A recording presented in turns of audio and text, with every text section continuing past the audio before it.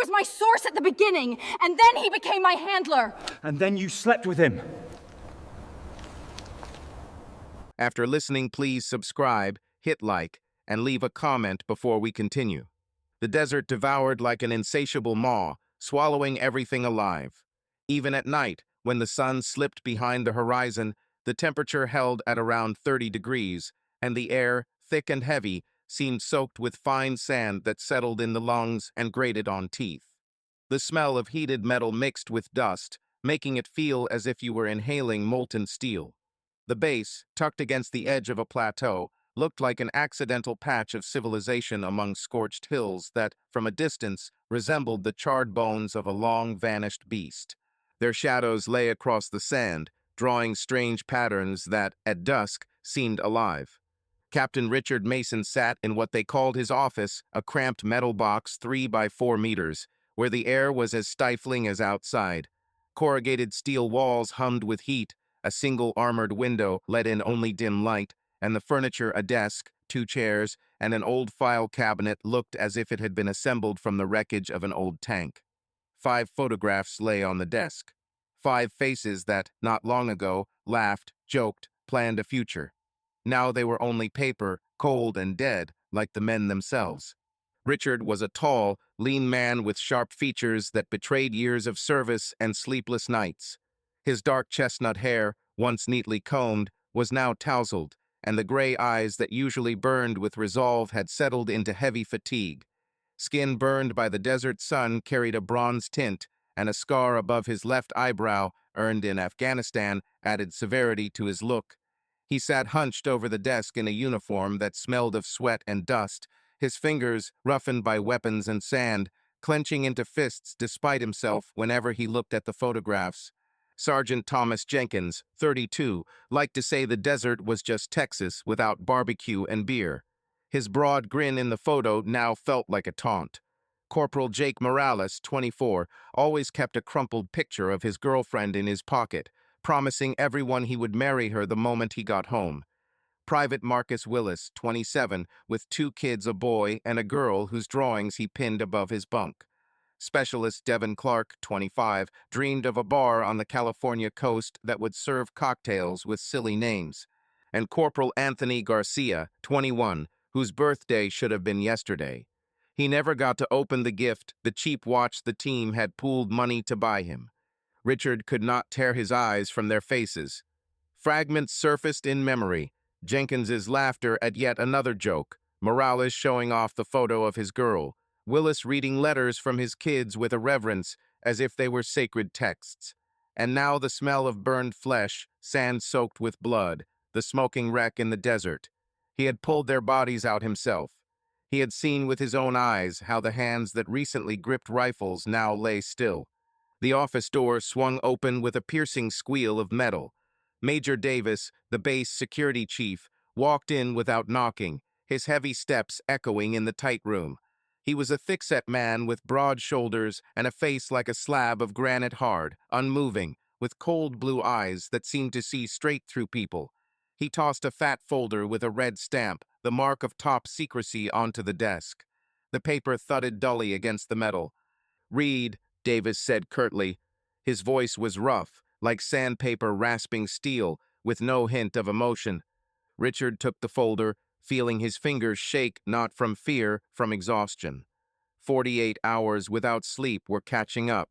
His head throbbed, his eyes burned. He opened the first page. Investigation report of incident number 447B. Marking, top secret. The words blurred, but key phrases drilled into his skull like bullets. Data leak, operation compromised, coordinates transmitted to the enemy 48 hours before start, internal source, probability of treason 94%. Each word hit like a punch to the chest. Richard clenched his teeth until his jaw cracked and pain flashed through his temples. "Someone from my team," he muttered, eyes still on the page. "Exactly." Davis sat in the second chair, which groaned under his weight. "Someone who knew everything, route, timing, team composition. The coordinates were passed down to the second. They were waiting for them, Mason. This wasn't random, it was an ambush. Your men were led to the slaughter." Richard looked up. Davis's gaze held no pity, only the cold necessity of a desert night. They stared at each other for several seconds, and in that silence Richard felt something inside crack, as if the last thread of trust in the world snapped in two. "There are 12 men in my unit," he said slowly, pronouncing each word. "I know them all. I know their names, their stories, their dreams. I drank beer with them after missions, carried them out wounded under fire, celebrated their birthdays in this damned hole. And you're telling me one of them?" He fell silent. The words stuck like a bone in his throat. Davis leaned closer, his voice lower and, for that reason, even more menacing. "I know it's hard, but facts don't lie. There's a traitor in your team, and you are going to find him." "I'll handle it," Richard forced out, feeling his throat tighten with anger. 2 weeks, Davis stood. The chair squealed again. "If you don't, counterintelligence will come. And they don't play good cop captain. They will tear your unit apart, guilty or not. Every man will live under suspicion for the rest of his service. Your unit will cease to exist." When the door closed behind Davis, Richard sat alone. He stared at the folder before him. Then he stood slowly and walked to the board on the wall. Pinned, there were photos of the entire team. 12 faces, 12 men, any one of whom could be the traitor, and none of whom could be. Sergeant Tom Thompson, 41, an Iraq veteran with gray at the temples and a habit of joking even under fire. Corporal Diego Reyes, 33, with 3 daughters waiting at home. He wrote them letters every week, tucking in drawings he made in rare quiet minutes. Sniper Mark Cole, 28, with an icy stare and hands that never shook when he took aim. His shots at 1.5 kilometers were base legend. Lieutenant James Harrison, 34, his right hand, a man with the bearing of an academic and a calm that sometimes felt unnatural. Morning roll call was on the parade ground by the main barracks. The sun was just coming up, but the sand already singed through boots. 12 men stood in formation, field uniforms on, rifles slung. Richard walked slowly in front of them, studying each one. Faces he knew better than his own reflection now seemed strange. He saw them not as brothers, but as suspects. Thompson tried to smile, but it was crooked and tense. Reyes shifted nervously, his fingers tightening on the sling. Cole stood like a statue, stone-faced, yet a faint anxiety flickered in his eyes. Harrison held himself straight, but Richard noticed the tightness in his shoulders. "You all know what happened," Richard began quietly, but his voice cut the silence like a blade. 3 days ago, 5 of ours died. Not in battle, not by accident. They were expected. They were sold out. Someone gave up the coordinates, the route, the timing. Someone among you." Silence went heavy as lead. The soldiers said nothing, but their faces changed. Shock on Reyes, disbelief on Thompson, fear on a younger private. Only Cole and Harrison remained unreadable. "That's not true, sir," Thompson broke, voice shaking. "None of us." "Silence, Sergeant," Richard snapped. "I didn't ask. I stated, we have a traitor, and I will find him." He paced the line again, stopping by each man, searching eyes for the smallest hint. Then he spoke once more, slower now, letting the words settle. "I'll give one chance. One. If someone admits it now, I will do everything I can to soften the sentence. Tell me why, how, for what I'll try to help. But if I have to dig alone, turn over every stone," he paused, anger boiling inside, "I will find him, and then I won't be able to help at all." No one moved. Only the wind drove dust across the ground, whipping up little whirlwinds. Richard waited. Silence answered. "Anyone want to speak?" he asked, one last time. Silence. "Dismissed," he said, turning toward the barracks. As he walked away, he heard a soldier curse under his breath. Another muttered, "This is madness." A third added, "Now we're all under suspicion." The trust that held the unit together sifted away like sand through fingers. The next days were hell. Richard didn't sleep, combing through calm logs, checking every call, every access to the network over secure military channels. He interrogated his men one by one, sitting across from them in the cramped office, searching their eyes for truth or lies. Thompson smoked one cigarette after another, fingers trembling, voice cracking as he repeated, "I swore an oath, Captain. I would never." Cole answered briefly, avoiding eye contact, his shoulders sagging as he left. Harrison was calm, too calm, his answers sounding memorized.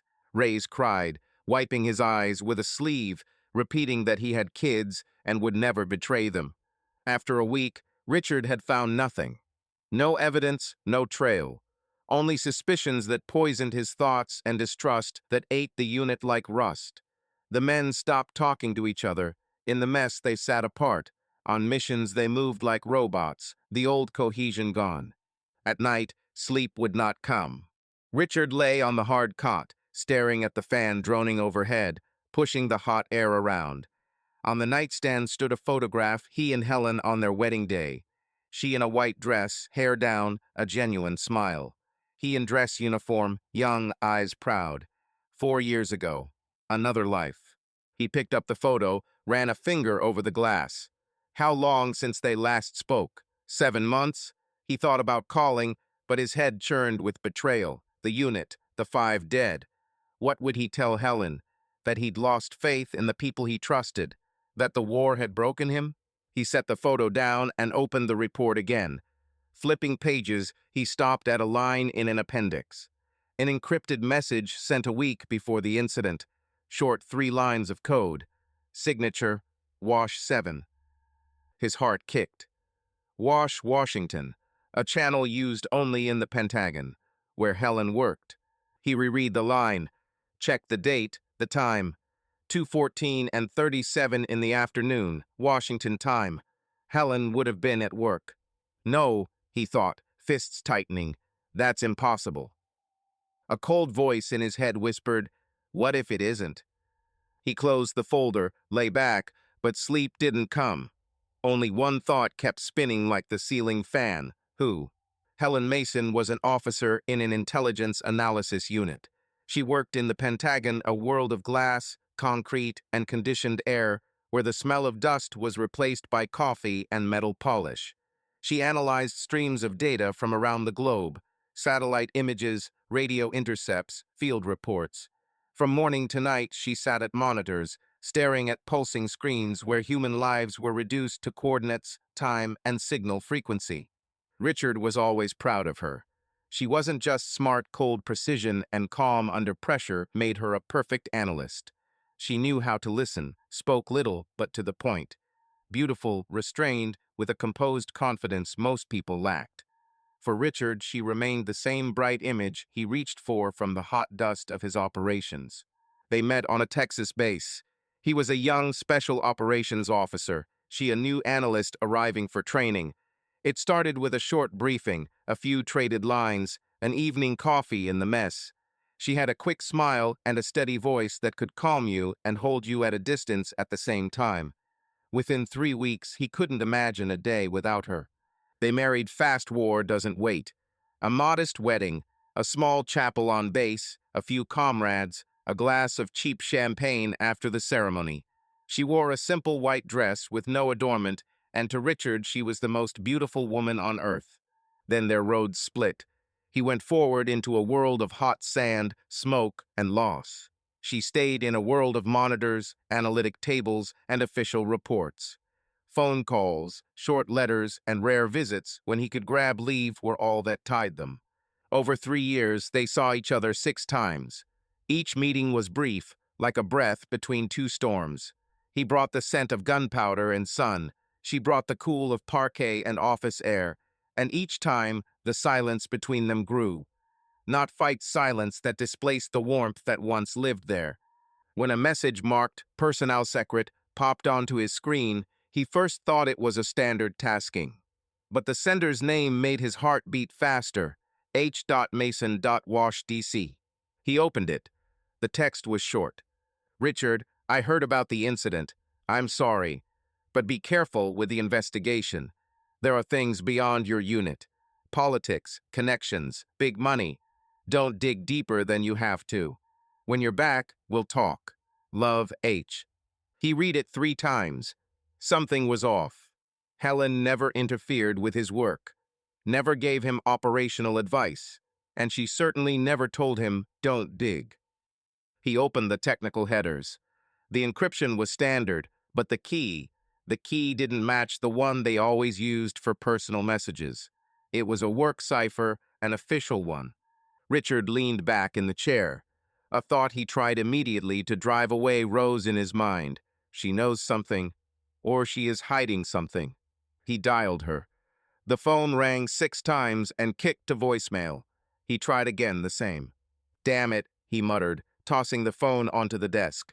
The next morning, a second message came, also from her. "Sorry, I didn't pick up. A lot of work. How are you?" "I'm fine. Don't worry about me." He hadn't asked how she was. He had not written her anything after the first message. Now Richard knew for sure something was happening, and Helen was at the center of it.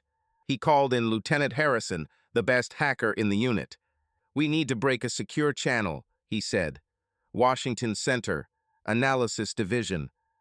Harrison stared at him. "Captain, that's ours. It could cost you your career." "Do what I said." Harrison worked at it for 2 days. When he finally broke through, an archive of correspondence filled the screen. Hundreds of messages, code phrases, coordinates. Richard scrolled until he hit a name, Sever. He knew that alias. An agent working for the enemy. A man us intelligence had hunted for 3 years. A man through whom dozens of soldiers had died. And at the end of one message, after lines of code, he saw a phrase. "Tell him the shadow is already in the house. The one by the window always sees the light first." That line, he had heard it. It was from their favorite book. He had read it aloud to Helen when they first met. They used that line jokingly when they meant, "I'm here, I'm close." Now it sat in a message to an enemy agent. Richard's throat went dry. His hands trembled. He closed the files and sat in silence. "Captain," Harrison asked gently, "did you find something?" "Get out," Richard said quietly, "and forget you were here." When he was alone, he dropped his head into his hands. All the evidence pointed to one place, one office in the Pentagon, his wife's. Richard did not sleep 2 nights in a row. He kept combing the files, hunting for a mistake, anything that could clear Helen. The more he read, the worse it got. She was passing information. Not directly, not openly, but enough for the enemy to piece it together. Supply schedules, patrol routes, operation plans in coded phrases. Then he found the message that stopped his heart. Date, 2 days before his men died. The North is ready. Coordinates 34.12/44.87. Best time dawn. There will be 6 vehicles, reinforced security, valuable target. 34.12/44.87 was the exact location where his soldiers died. Richard lurched up and slammed his fist on the desk. The lamp crashed to the floor and shattered. "You bitch," he rasped. "You got him, bitch." He paced like a wounded animal. Questions chased each other in his head. Why? For money? For an idea? Or had she betrayed him another way too, and Sever was her lover? 5 men. 5 soldiers who trusted him, who followed him. They died because his wife. Richard grabbed his phone and dialed again. This time she answered on the 3rd ring. "Richard," her voice was sleepy, surprised. "What time? Oh God, it's night for you, isn't it?" "Helen," he tried to speak calmly, but his voice shook. "I need the truth, not excuses. The truth." "What? About what?" she exhaled, her voice like a taut string, not fearful, more detached, tired. "About the North. About the agent called Sever. About the emails from your office. About why my men are in the ground. Explain it now. Explain it with words, not evasions." The silence lasted so long he thought she had hung up. "Helen," he said flatly. Her voice changed colder, with a quiet irony. "Richard, you don't understand the situation. It's more complicated than your neat line of hero betrayal guilt. Then explain. Explain why my men died because of data from your damned computer," he barked. You were in the headquarters. You had access. You knew. Don't yell at me, she said softly. You don't know the full picture. I didn't pass data just like that. I was gathering information that exposed networks, money flows, who was profiting. It wasn't treason in the narrow sense. It was work, but not the kind you imagine. Don't you dare, he roared. Don't you dare justify yourself. You killed my men. I didn't kill them. Her voice cracked with pain, but she kept control. I tried to stop the whole machine. I sent information upward where corruption could be investigated. I thought if someone saw the numbers, someone would shut the spigot. I didn't want anyone to die. But you think reality obeys wishes. Once the leak started, they pushed back, blocked, bought off witnesses. Money changed everything. You thought, Richard's voice was ragged. You thought and you sent. Your notes were their lunches. Their transfers were our graves. Who answers for that, Helen? Who tells the mothers their sons died because you thought? I have told everything I could to those who could act, she said slowly, each word a verdict. But there are people who don't want the truth out. There are generals, contractors, private firms with politicians on the hook. I didn't have the power to collapse their network overnight, only to press, to nudge, to gather proof. I was looking for saving moves, not perfect, but a chance. I did not agree to work for them. I used their tools against them. Cold estrangement came down the line. Richard clenched his teeth. A muscle jumped in his shoulder. He managed. You understand that looking for moves means you played with fire? You played and you exposed all of us. I know, she said shortly. I know. I'm not asking forgiveness. I'm asking you to see what I saw, to understand this is bigger than your personal hurt of she betrayed me. It's a system. If we don't grasp its scale, more people will be harmed. The system is killing me one at a time, he said, barely audible, and you're talking scale. You will tell me where Sever is. You will say who covers him. You will say where the messages are. I want the truth, Helen, not systems and not finances. The next morning, he received a notice. Major Helen Mason arrives on base in 3 days for an official review. She was coming to him. Richard did not know what he would do. Part of him wanted to lock her in a room and force a confession.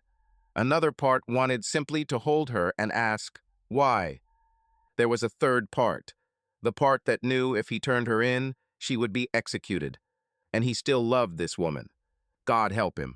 Helen flew in with 2 security officers. She wore a field uniform, hair in a ponytail, face bare. He had not seen her in 4 months, and now she felt like a stranger. They did not speak in front of others. Official greeting, handshake, paperwork check. She toured the base, talked to officers, took notes. A professional to the end. Only in the evening, after everyone was gone, he knocked on the door of her temporary room. Come in, he heard her voice. He entered. She sat on the bed holding a mug of coffee. She looked at him calmly, but he saw fear in her eyes. Did you come to arrest me? She asked. I came for answers. I already told you everything. No, he closed the door and leaned against it with his back. You told me nonsense about money and generals. You didn't say the main thing. Why? Why did you betray everything we believed in? Helen set the mug on the nightstand and stood. Because I saw the truth, Richard. You fight for a country that lies to you every day. You kill people who are defending their own land. And your generals sit safe and count profits from weapons. My men didn't kill kids. My men protected civilians. Your men were there because someone in Washington decided that patch of earth was needed. Nothing more. Richard stepped closer. His hands trembled. Do you understand what you did? 5 men. Thomas, Jake, Marcus. Marcus left a wife and 2 kids. Do you know that? I know, she said quietly. I know, and I'm sorry, but I could no longer stop. The first time I passed information because I thought it would end the war faster. Then they said, either you keep going or you die anyway. They have proof. Who they? Sever. She fell silent, then nodded. His real name is Oleg. He was my source at the start. Then he became my handler. And then you slept with him, Richard said, ice cold. No, she snapped her head up. No, Richard, I never. Don't lie to me. I'm not lying, she shouted. I did a lot of bad things, but I didn't betray you that way. He had leverage. He's smart, persuasive. He showed me documents I wasn't supposed to see. The truth about this war. Richard stared at her. He wanted to believe. God, how he wanted to believe. And now what? He asked. Major Davis is already asking for results. If I bring nothing, they'll send their people. And they will find everything. I know. She stepped closer and touched his face. Richard, I'm sorry. I am so sorry. I destroyed everything we had. He pushed her hand away. Go to bed. Tomorrow I decide. He left. Sergeant Thompson stood in the hall, posted by the armory. Captain, everything all right? He asked. Yeah, Richard muttered. Perfect. To hell with it. He went to his office and opened the evidence file. Hundreds of pages, tables, screenshots, messages, coordinates, dates, call signs. Each line, each digit another shot to the ribs. Everything pointed at Helen. He turned page after page until his eyes burned and his hands shook. No, it can't be, he whispered. This is a setup. It has to be. But the more he looked, the more his doubts dissolved. Patterns, routes, matching signals. She knew when and where they moved. She had access to the coordinates, and exactly on the days they were hit. He sat in silence, listening to the air-con hum. Then he stood, and he did something that changed everything. He opened access to his own duty computer, entered the system log, and began creating a fake trail.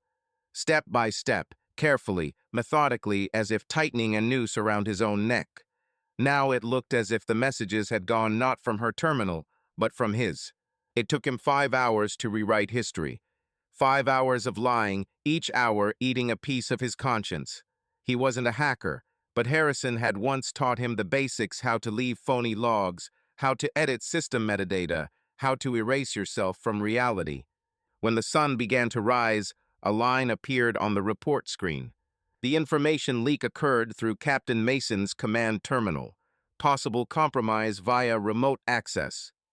He read it twice, then a third time. Then he just sat and stared at the monitor until his eyes glued shut.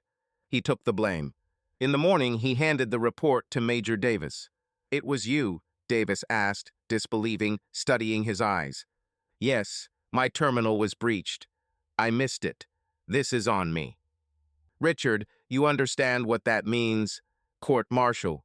Treason charges. This isn't a reprimand or suspension. This is the end. I understand, he said plainly.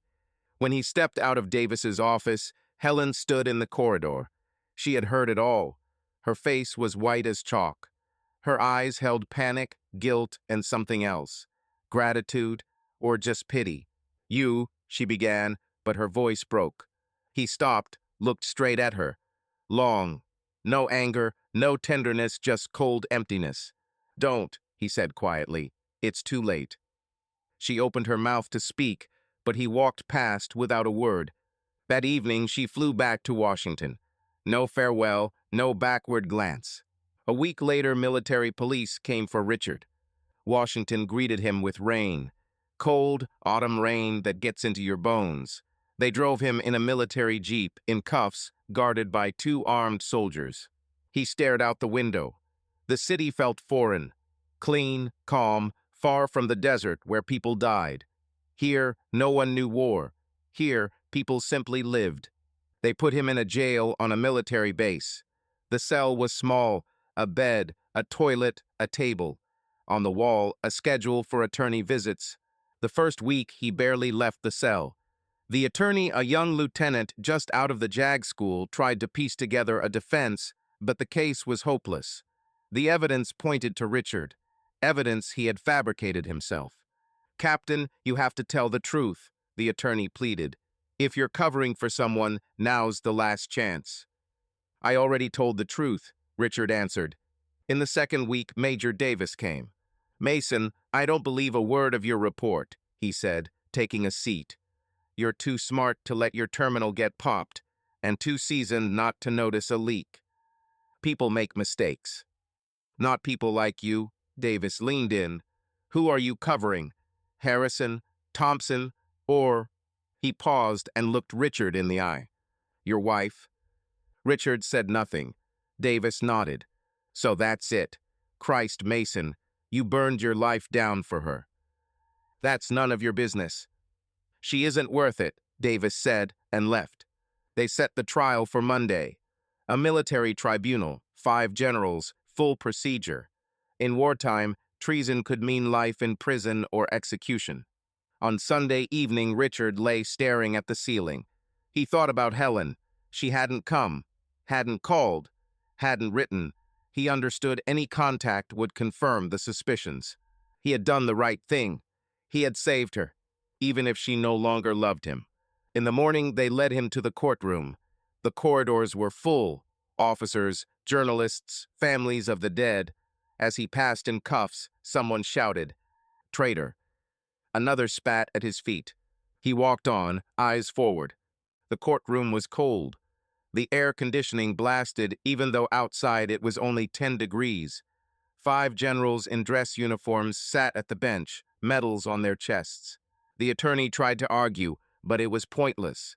The prosecution presented evidence, messages, coordinates, dates. Everything pointed to Richard. Defendant, the presiding general said, "Do you have anything to say in your defense?" Richard stood. "No, sir." "Do you plead guilty?" He paused. One last chance to tell the truth. One last chance to say Helen's name. "I do, sir." The general nodded and lifted the gavel to pronounce sentence. At that moment, the doors opened. A communications officer hurried in, went to the presiding general, and whispered in his ear. The general's face changed. He grabbed the document, read fast, and stood sharply. "This hearing is recessed," he said loudly. "Captain Mason, remain where you are." The generals withdrew to chambers. Richard stood, not understanding. The attorney looked lost. 20 minutes later, they returned, faces set like stone. "Captain Mason," the presiding general began, "we have just received information that changes this case. Major Helen Mason, an officer of the Intelligence Analysis Division, went missing from her post 4 days ago. Along with her, classified documents disappeared and..." He paused. "Along with an enemy intelligence agent codenamed Sever, who was under our surveillance." Richard felt the floor drop. "What?" he barely managed. The general nodded to a guard who turned on a projector. On the screen, airport security footage. Helen in civilian clothes with a suitcase. Beside her, a tall man with gray at the temples and dark glasses. Oleg. Sever. They walked side by side, calm, like a couple going on vacation. In the next frame, they boarded a plane. A flight to Istanbul. "We believe Major Mason was the true source of the leak," the general said. "And you, Captain, attempted to cover for her.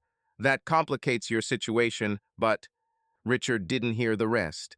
He stared at the screen. Helen walking beside the man who killed his men. She was smiling. She was free. And he had given up everything to save her.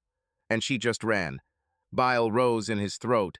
He clenched his fists until his nails gouged his palms. "Therefore, the hearing is continued at a later date," the general went on. "There will be a new investigation.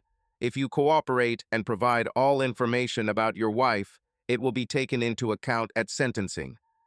Richard slowly raised his head. "I have nothing to say," he said dully. "Captain, I have nothing to say," he roared. "Do what you want with me, but I will not say another word." They led him out. The corridors were crowded again, but now people looked at him differently. Not with anger, with pity. He was a fool. He had saved a traitor, and she left him. The tribunal dragged on for another month. Without Helen, they couldn't prove the full extent of his guilt. In the end, he got 2 years for obstructing an investigation and destroying evidence. But Richard didn't wait for sentencing. He submitted paperwork to leave the army by his own request. The generals agreed the scandal was too big, and they wanted the matter closed. 2 weeks later, he walked out of the installation without rank, without uniform, without a future. He had an old army rucksack, a small amount of money, and a cell phone he threw into a trash can. He boarded a bus heading north. He rode for 2 days, watching towns slide by the window. People got on, got off, lived ordinary lives. He was only a shadow among them. He got off in a small mountain town in Montana. No one knew him here. No army, no war, no memories. He rented a small room above a bar. The owner, an old Vietnam vet, read it in his eyes at once. "Fresh from war?" the man asked. "Something like that," Richard said. "Rent is $200 a month. First month is free. If you need to talk, I'm downstairs." Richard nodded and went up. The room was small. A bed, a table, a wardrobe, a window looking out on snow-capped mountains. He dropped his ruck on the floor and sat on the bed.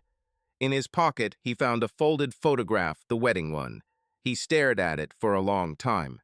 Then he pulled out a letter he'd found among his things before leaving. It had been in his locker on base, slid under his uniform. Helen's handwriting. He unfolded the paper. "Richard, by the time you read this, I will be gone. I know you hate me. You have that right. I wish I could say I am sorry, but that will not change what happened. 5 men are dead. You destroyed your life for me, and I ran. But know this, it was not treason, not the kind you think. I fought for what I believed. I wanted to stop a war that solves nothing and only kills. Oleg showed me the other side of this story, another truth. Maybe I was wrong. I was probably wrong. But I can no longer be part of a machine that grinds people for money. You were the best thing in my life. I always knew that, and I destroyed us both. Forgive me, not for what I did, for not being able to explain sooner. It was not betrayal, it was the truth. H. Richard read the letter twice. Then he slowly tore it in half. Then again and again. Scraps of paper settled on the table like snowflakes. He didn't cry. He had no tears left. The war had taken them long ago. He simply sat, looking out the window at the mountains. Snow fell in big sheets, covering the ground with a white blanket. From outside, it seemed calm, beautiful. But Richard knew, under the snow, the ground was still hard and cold, just like his heart. The war was over, but the man he had been before it would never return. He lay back on the bed and closed his eyes. And for the first time in many weeks, he slept without nightmares, because the worst had already happened.